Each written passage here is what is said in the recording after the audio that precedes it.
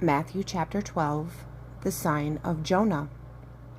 Then some of the Pharisees and teachers of the law said to him, "Teacher, we want to see a miraculous sign from you." He answered, "A wicked and adulterous generation asks for a miraculous sign, but none will be given to it except the sign of the prophet Jonah. For as Jonah was 3 days and 3 nights in the belly of a huge fish, so the Son of Man will be 3 days and 3 nights in the heart of the earth." So this is the true sign of Jonah. I mentioned last week that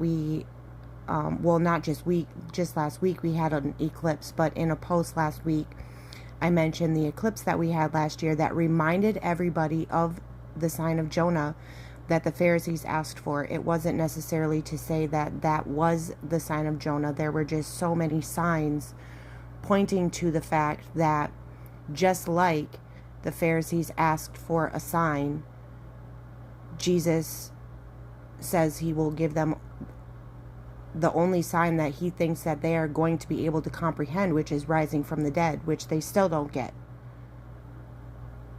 But again and again, we ask for these signs and then we completely miss them.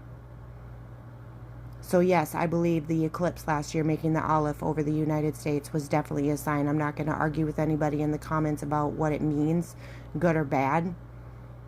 But suffice it to say that it was definitely a sign. The men of Nineveh will stand up at the judgment with this generation and condemn it, for they repented at the preaching of Jonah, and now one greater than Jonah is here. The queen of the south will rise at the judgment with this generation and condemn it, for she came from the ends of the earth to listen to Solomon's wisdom, and now one greater than Solomon is here, talking about himself. When an evil spirit comes out of a man, it goes through arid places seeking rest and does not find it. Then it says, "I will return to the house I left." When it arrives, it finds the house unoccupied, swept clean, and put in order. Then it goes and takes with it 7 other spirits more wicked than itself, and they go in and live there, and the final condition of that man is worse than the first. That is how it will be with this wicked generation. What he's saying is,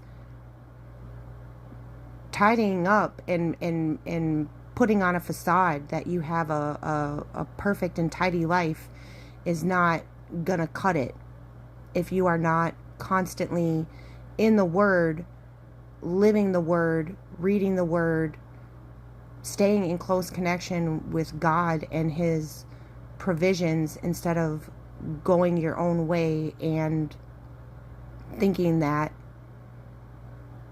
you don't have to stay